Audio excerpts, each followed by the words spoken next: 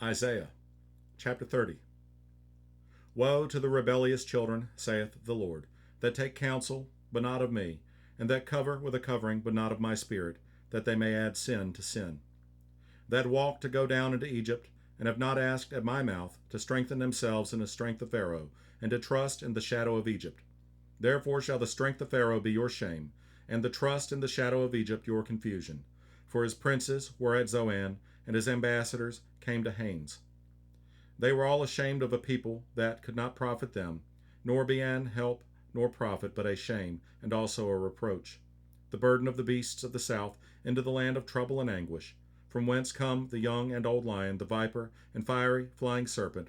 They will carry their riches upon the shoulders of young asses, and their treasures upon the bunches of camels, to a people that shall not profit them. For the Egyptians shall help in vain, and to no purpose. Therefore have I cried concerning this, their strength is to sit still. Now go, write it before them in a table, and note it in a book, that it may be for the time to come forever and ever. That this is a rebellious people, lying children, children that will not hear the law of the Lord, which say to the seers, see not, and to the prophets, prophesy not unto us right things, speak unto us smooth things, prophesy deceits. Get you out of the way, turn aside out of the path, cause the Holy One of Israel to cease from before us. Wherefore thus saith the Holy One of Israel, because ye despise this word, and trust in oppression and perverseness, and stay thereupon. Therefore this iniquity shall be to you as a breach ready to fall, swelling out in a high wall, whose breaking cometh suddenly at an instant.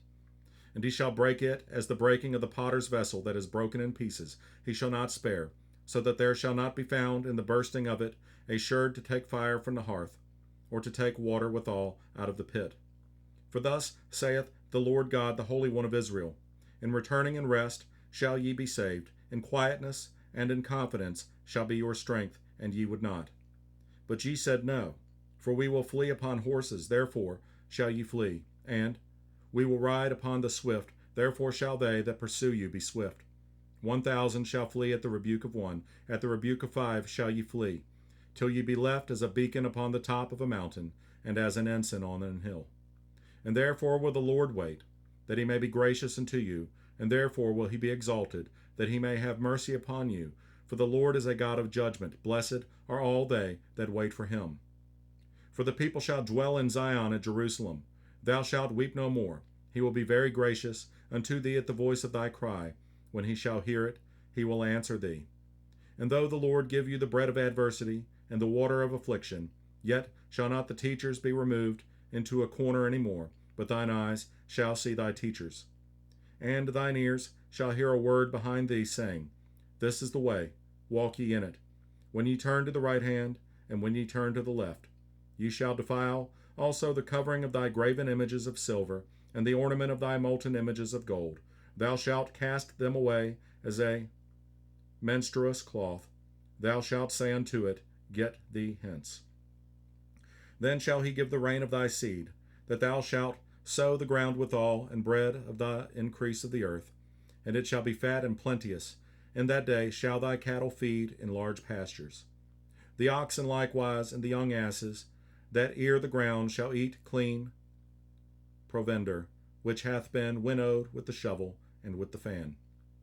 And there shall be upon every high mountain, and upon every high hill, rivers and streams of water, in the day of the great slaughter, when the towers fall.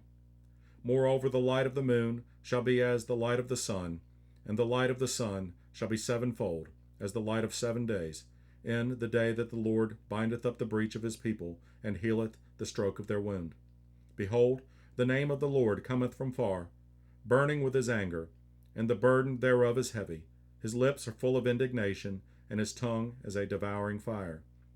And his breath as an overflowing stream shall reach to the midst of the neck, to sift the nations with the sieve of vanity.